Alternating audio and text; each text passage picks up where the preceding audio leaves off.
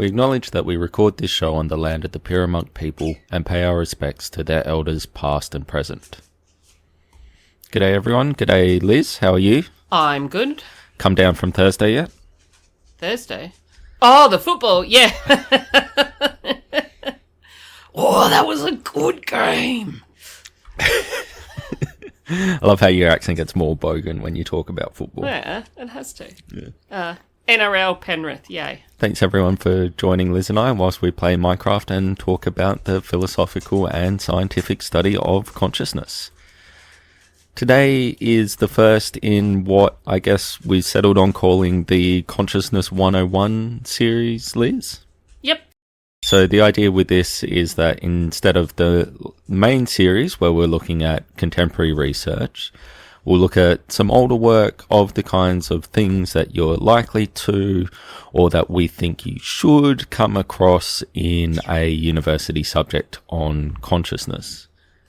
Our hope is that this will be more accessible to those who don't have a background in the study of consciousness already, and that when we have enough episodes, that they'll help make the main series a bit more comprehensible.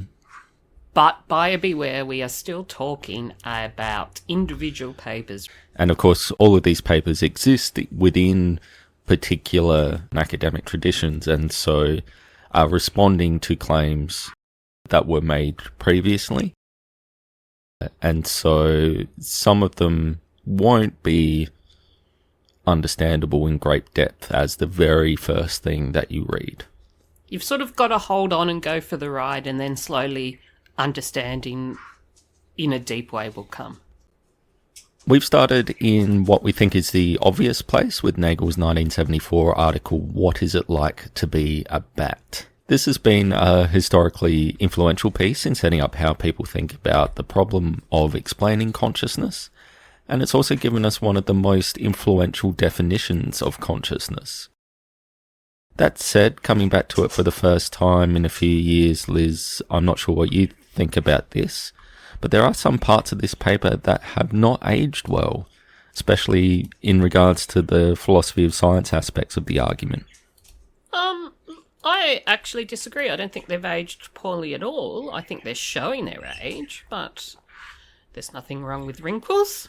So I guess I think there are some assumptions about the nature of science that were popular in the philosophy of science sort of at this time that we've moved on from. I wanted to start with where I think Nagel does well.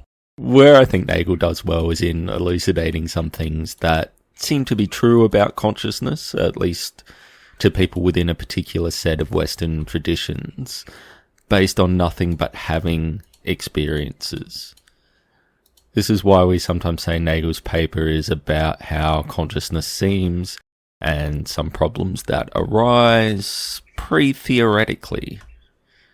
So that's a bit of a weird term. All we mean by pre-theoretically is before any research is done.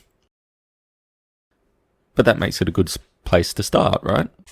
Yes, I think it's always useful to start with our pre-theoretical take, because where else can you start? But also, as somebody coming new to the area, to get more clear on your assumptions so that you can then have them challenged by the data as we gain more data is really useful. So I talked about the problem of explaining consciousness, but that's not the problem that Nagel starts with. He starts with something called the mind-body problem. So, Liz, what's the mind-body problem? It's the problem of seeing how the mind can be physical, isn't it? I don't think we need to necessarily express the mind-body problem in terms of physicality, although I think that is one way of doing it. I think the most general way of putting it is just what's the relationship between mind and body. And this is a problem that has come from the Western philosophical tradition, and it has existed in that form at least since Plato. but it's something that's also heavily influenced by the West Asian monotheisms and their conception of a soul as independent substance, so a self that's separable entirely from the body. So if you're going to be able to go to heaven after death, and it's going to still be you that goes to heaven after death, your mind must be able to survive independently of your body. But then your mind also controls your body. So how can it be part of you that is also separable and can go to heaven after death? Yes. So we've already seen there's a few different ways of phrasing this problem depending on the kinds of assumptions that you bring to the table about what the mind is. So Nagel's going to raise a problem for a family of solutions to the mind-body problem. We've started throwing the labels around already, Liz, but this family of solutions gets labels like reductive or physicalist or materialist.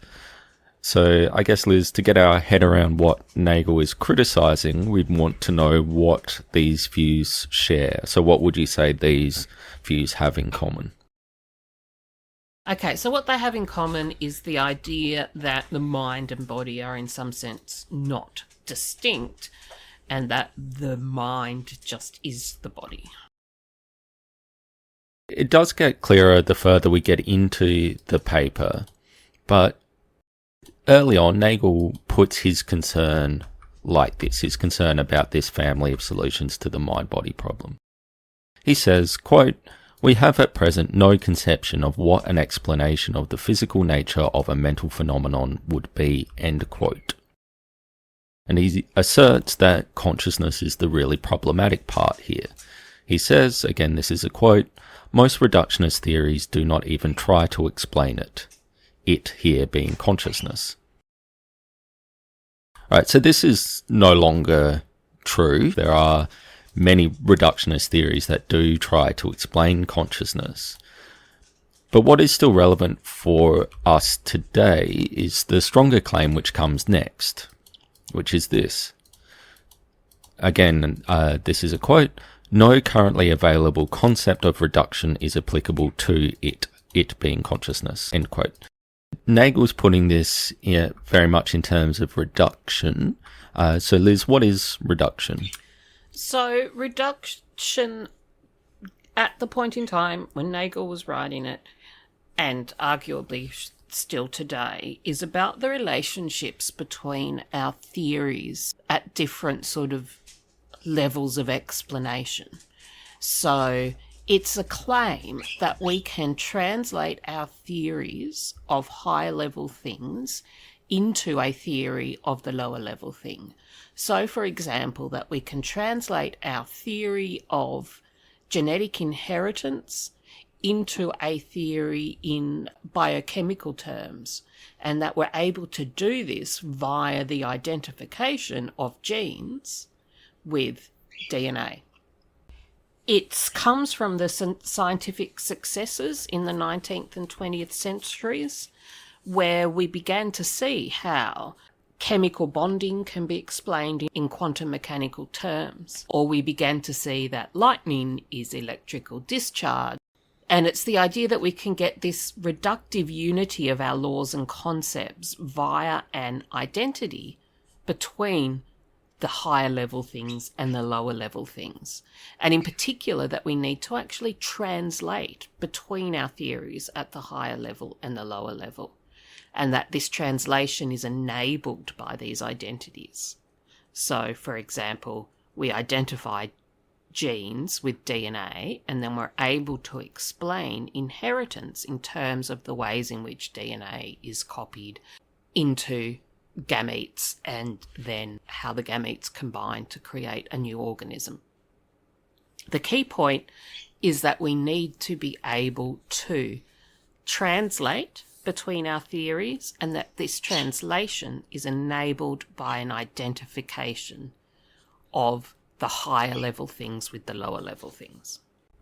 This is where I think it's worth reflecting on the importance of, when we're reading these older papers, to read them in their historical context, because Nagel doesn't do a lot of work to say what he thinks reduction is. Perhaps because at the time it was fairly uncontroversially about this relationship between theories at different levels. Now, that's no longer the case. Reduction does come to mean different things to different theorists since then. But I think if we're reading Nagel in a 1974 context, we should read reduction in the narrow sense that you're talking about there, Liz. Yeah, and even if you broaden it out, this ability to relate our concepts is still arguably crucial to distinguish between a position that is materialist from one that is dualist. I certainly agree that explicability in some sense is crucial. So we introduced a new word there, Liz, in dualist. Perhaps we should just quickly say what that means. Okay. So the dualist holds the opposite position to the materialist, that the mind is not physical and that the mind potentially can be separated from the body. I agree that the notion of reduction that Nagel is working with has gone through a lot of refinement since the publication of the paper. But what I would argue is that his central point, that you need to be able to relate the concepts in order to see how they can be physical, still holds. And I think that's the beauty of this paper. So we have a sense of what Nagel thinks the problem is. Just as interesting here as the statement of the problems is the envisioned solutions. So he says, quote, "Perhaps a new theoretical form," he's talking here about reduction, "can be devised for the purpose. But such a solution, if it exists, lies in the distant intellectual future." End quote.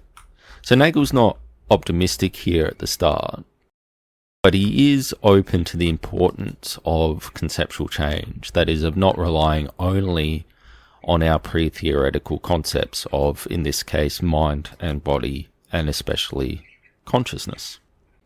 He's claimed already that consciousness is the big part of this problem, of the mind-body problem, so he better tell us what he means by consciousness. So how about this, Liz? The fact that an organism has conscious experience at all means, basically, that there is something it is like to be that organism, and then later adds to it something it is like for the organism. End quote. So this is where the terminology something it is like enters into discussions of consciousness.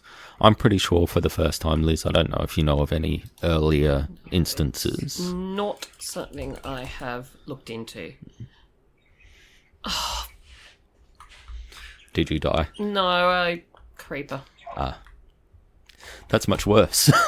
Yeah. But I'd like us to notice, especially for those who have read some other work on consciousness, that the phrase "what it is like" is used a bit differently here than it is later on, and in later papers that we'll discuss in this series. Whereas in future work it comes to refer to the qualities of experience, for example, the blueness of blue, the awfulness of pain. Here, something it is like is for an organism, something it is like to be an organism. So it's tied very strongly to the idea of a point of view. There's something it is like to have a point of view. Later writers, even those who are citing this paper directly, will depart from Nagel's use when they become less interested in point of view and more interested in the qualities of experience. So what do you think, Liz? Are these two different phenomena or two different issues? Potentially. I mean, that's one of the major theoretical advancements that has occurred since Nagel wrote his paper, and arguably which occurred in response to Nagel's paper. But at the time of writing, Nagel was, I think, saying, look, if we're going to be able to explain consciousness, we need to be able to explain points of view. Maybe even just drawing this distinction is offering some conceptual change. For sure. Yeah. So indeed, Nagel tends not to use terms like quality of experience or phenomenal character, terms that will become more popular in subsequent work. He says he's talking about the subjective character of experience. What is the subjective character of experience? It is the occurrence of consciousness to a subject, to someone. What's going to be important for Nagel here is not, for example, that blue is blue and not red, but that when there is an occurrence of blueness, it is an appearance to someone. Having set this up, Nagel now asserts his problem in a slightly different form. He says that any reductive analysis offered of mental phenomena are compatible with the absence of this subjective character. Ascribing functions or mental representations to explain behaviour, he asserts, can be done for people, but also for robots that do all the same things without them being conscious in his sense. So people who have read ahead will no doubt recognise this as a forerunner of what are sometimes called philosophical zombies, which are imagined creatures that are behaviourally indistinguishable from humans, but who lack experience. This idea is so underdeveloped, especially here, that it's hardly worth mentioning, except for what Nagel has buried in a footnote in response to this speculation. Because he says, quote, "Perhaps there could not actually be such robots. Perhaps anything complex enough to behave like a person would have experiences. But that, if true, is a fact which cannot be discovered merely by analysing the concept of experience." End quote. I think it's a shame for Nagel to hide this in a footnote, because he does return to this point in general form later in the paper. But here he is saying quite clearly that there are things about consciousness, in this case whether or not human cognitive and behavioural complexity is sufficient for consciousness, which are not knowable just by playing with our pre-theoretical concept. Some conceptual change will be necessary. This isn't Nagel's focus yet. For now, he's focused on the subjective character of experience.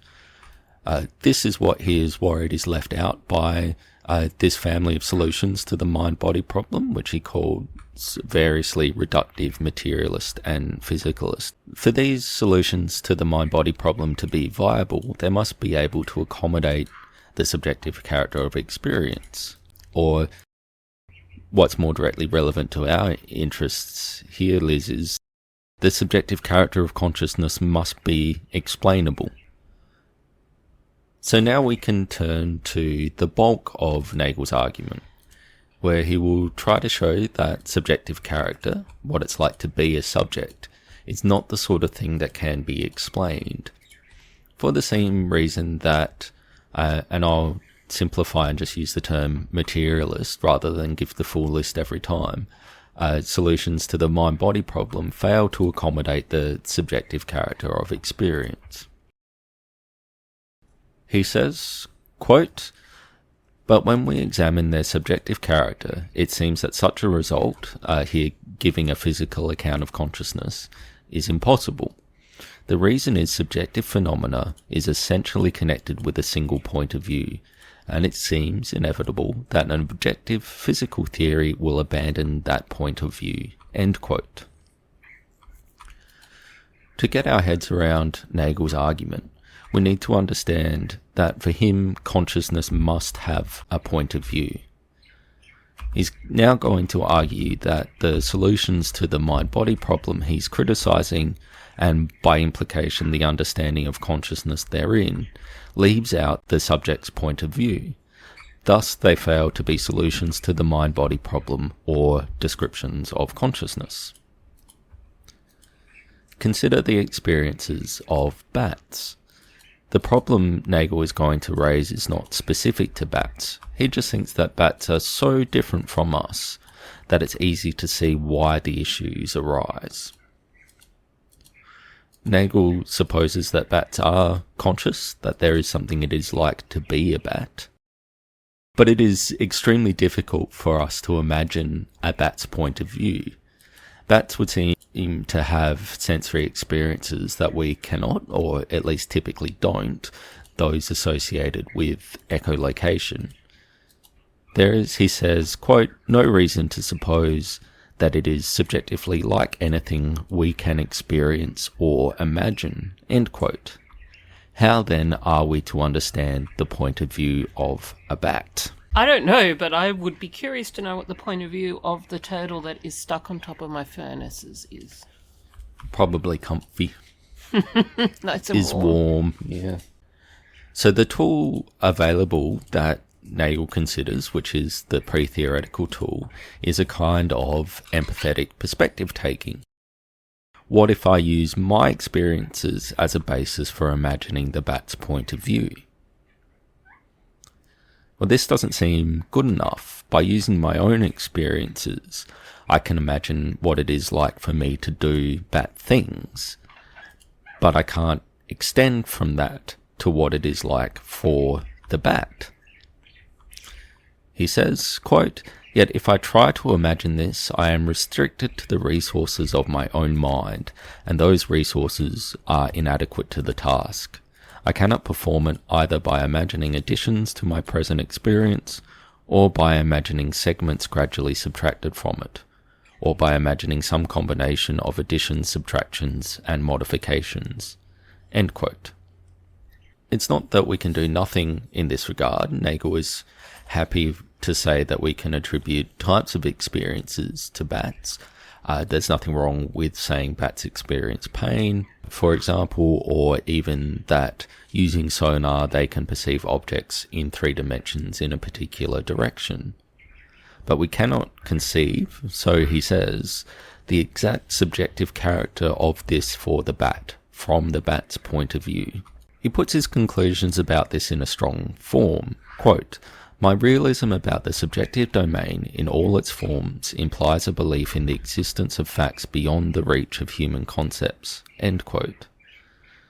There are facts about the subjective quality of experience that we cannot even conceptualize, let alone explain. Sorry, Liz, you wanted to come in there? I was going to say, so I think it's worth just pausing for a moment and talking a little bit more about this claim, because I think it is fairly intuitive based on using our pre-theoretical concepts. So I know I've had lots of conversations about what it might be like to be a dog and to be able to experience so many more smells than we can, and what it would be like to navigate by smell. And so to be able to walk up to the spot and sniff and be able to smell that 6 different dogs have marked their territory, to be able to walk through a room and smell layers of things and navigate and find things based on those layers of smell. You can see as I begin to even try and talk about it how alien it is. Our concepts simply don't seem up to the job of talking about it. If we wanted to do something like, say, well, maybe dogs associate identity with individual smells in the way that we associate identity with individual faces, assuming we don't have prosopagnosia, that maybe that's something that it's like for a dog to live in a smell world. But then if we do that, we're still just doing what Nagel is worried about, which is applying concepts from our experience and attributing that to the dog, rather than really inhabiting the dog's point of view. I'm sure a lot of you are aware, dogs have been able to be trained to smell cancer. I can wrap my head around the idea that something smells bad or smells rotten.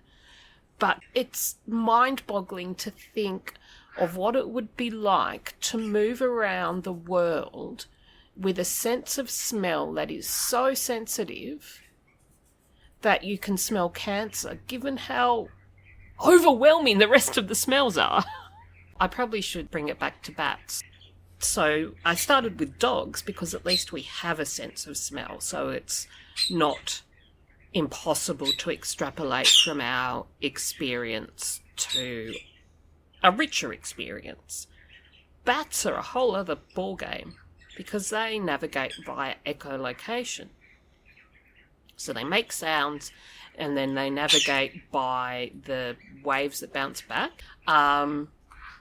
What? Yeah. I've got... What? I release a squeak and then the echoes tell me where I am? It is just such an alien form of experience that it's hard to even think about how you would begin to understand it enough to explain it. Mm. So Nagel doesn't spend a lot of time on this claim that there are some things which we can't even conceptualize, because that would take him too far from his key point, which is just that however we can currently conceptualize these things, or may be able to conceptualize them in the future, or some smarter being than us might conceptualize them, the important thing is that there are these facts which, quote, appear to be facts that embody a particular point of view, end quote. Now we could read this as a point just about the alleged privacy of experience. This is a claim just that particular experiences are only had by one person and so are private. Nagel takes it that he is making a stronger claim, not merely about the accessibility of particular experiences, but of types of point of view. It's okay to say that beings who have sufficiently similar types of point of view can know the quality of each other's experience. But as the type of point of view diverges, as between human and bats, it becomes impossible. It's not clear exactly what criteria would mean we're sufficiently different, but having different kinds of sensory systems seems to be, for Nagel, a clear case.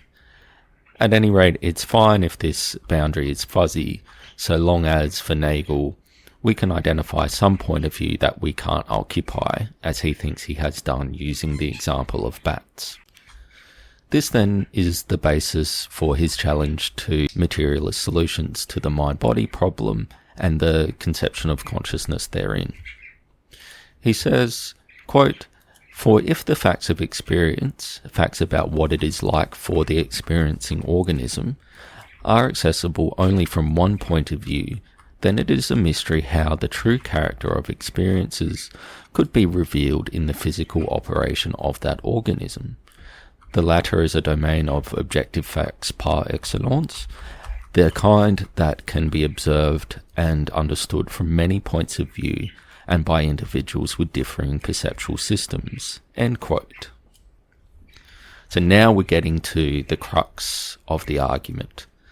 The physical nature of the body is known objectively in the sense that it is accessible from multiple points of view.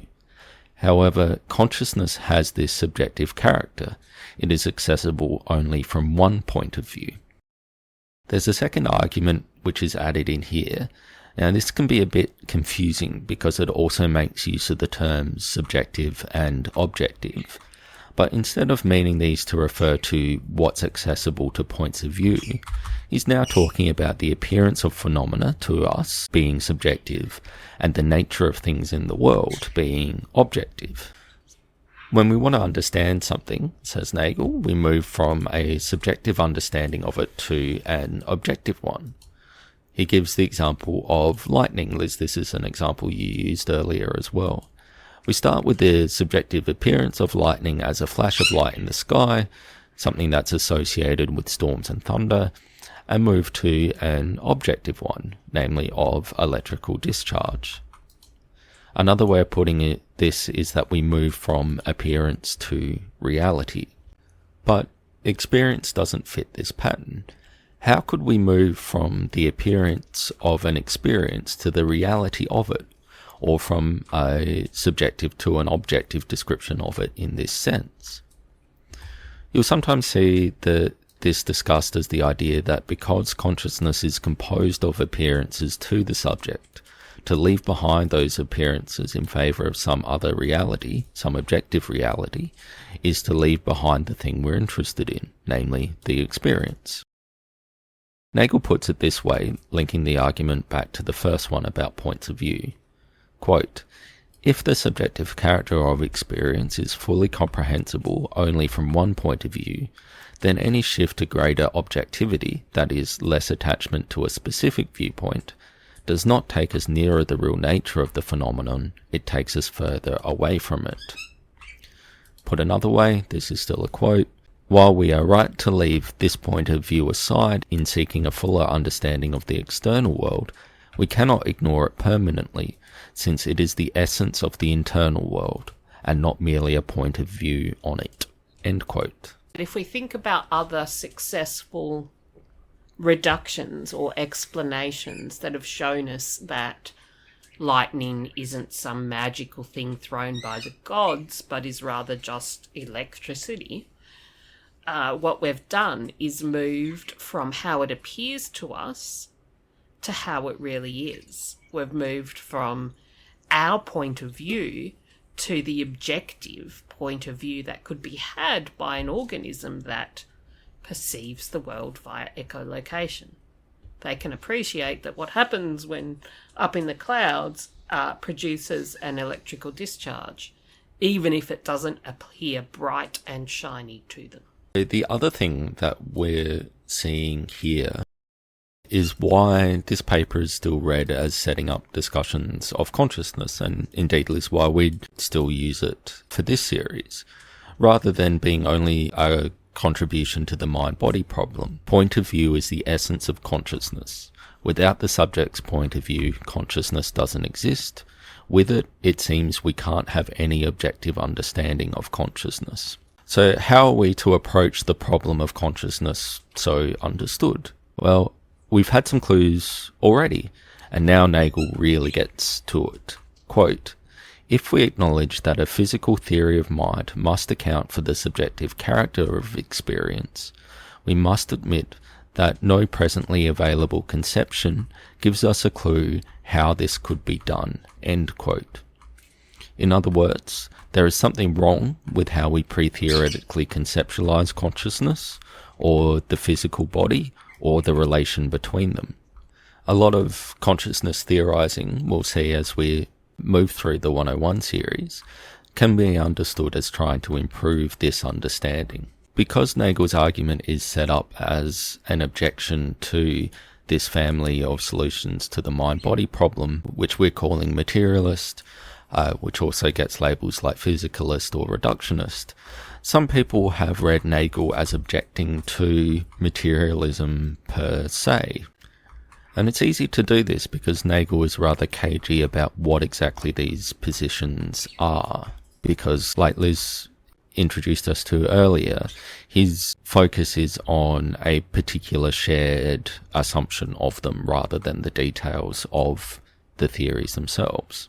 I personally think that's a good thing, because he's sort of saying, look, the details don't matter. Before we get into the nitty-gritty details, we have to address this fundamental conceptual problem, that our pre-theoretical concept doesn't seem to fit into how we have shown that other things are physical.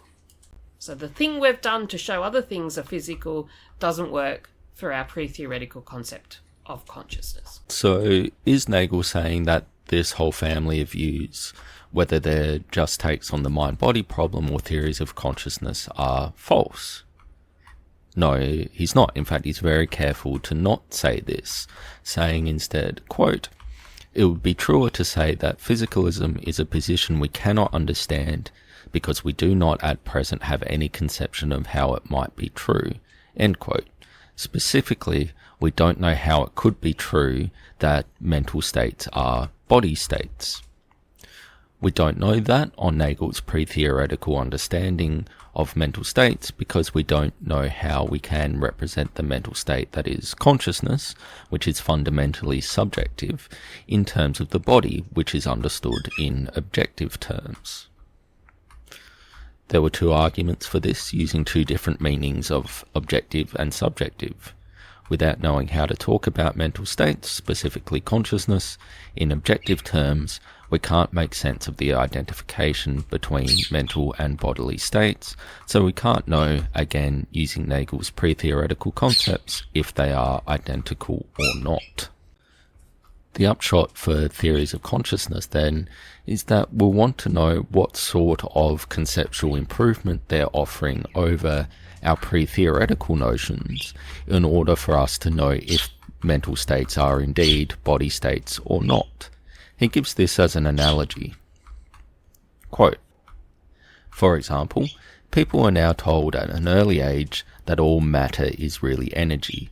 But despite the fact that they know what is means, most of them never form a conception of what makes this claim true because they lack the theoretical background. End quote. Now, Liz, I don't know enough physics to know if this is true. It was taught to me as matter and energy being interchangeable rather than identical. But that's sort of the point, right? A good theory of matter-energy will tell us if that identity is true, just as a good theory of consciousness will tell us if mental states are body states or otherwise physical material states, depending on the terminology that you like or the specifics of your theory, or that they're reductively explainable in terms of body states if you prefer that sort of epistemic take. There are a lot of options to cover here, more than Nagel could have been aware of in the 1970s. Nagel was aware of arguments for materialism. Again, just take that as my shorthand for this family of views. He even acknowledges that some of them are good arguments. For example, he attributes to Davidson an argument to the effect that if mental states, including consciousness, are to have physical effects, then they should be describable in physical terms. So this kind of argument has been around at least since, I think it was Princess Elizabeth's responses to Descartes, although she didn't put it in terms of descriptions, instead aiming to discuss the metaphysics more directly. At any rate, to the extent that we think consciousness has physical effects, so for example, I drink because I feel thirsty, we have reason to think that mental states are also physical states.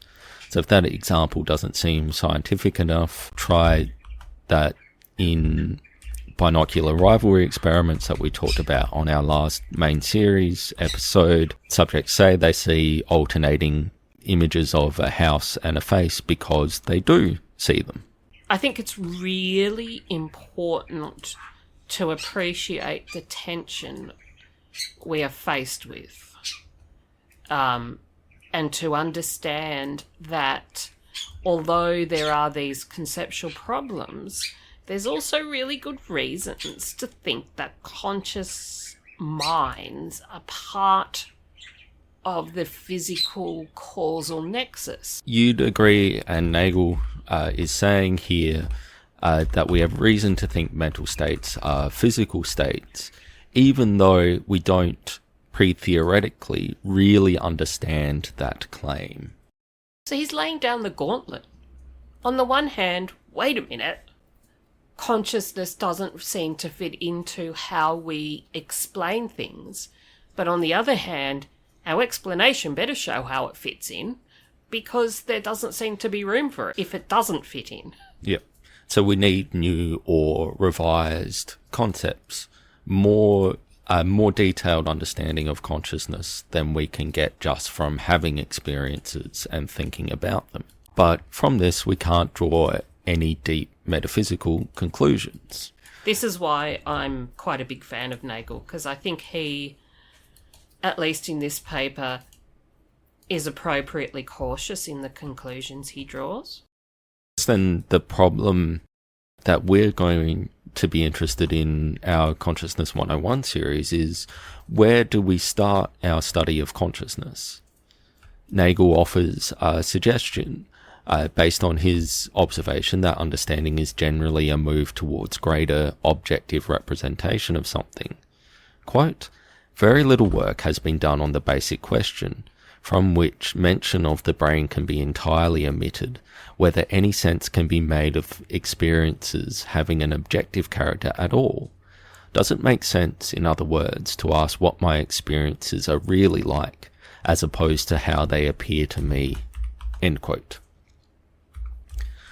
Answers to this question we will see divide theories of consciousness, and this question can be used to see some of the conceptual changes different theories of consciousness will provide. So I'd like to close with this quote because I think it's the nicest statement of the work Nagel thinks should be done, much of which has been done since 1974 and is ongoing. Quote, "At present we are completely unequipped to think about the subjective character of experience without relying on the imagination, without taking up the point of view of the experiential subject. This should be regarded as a challenge to form new concepts and devise a new method, an objective phenomenology, not dependent on empathy or the imagination." Then a bit later, "Concepts alternative to those we learn in the first person may enable us to arrive at a kind of understanding even of our own experience which is denied us by the very ease of description and lack of distance that subjective concepts afford." End quote. So let's get on and see what sorts of proposals are out there. Let's call it a day. Next time out we'll be talking more about quality spaces in our main series.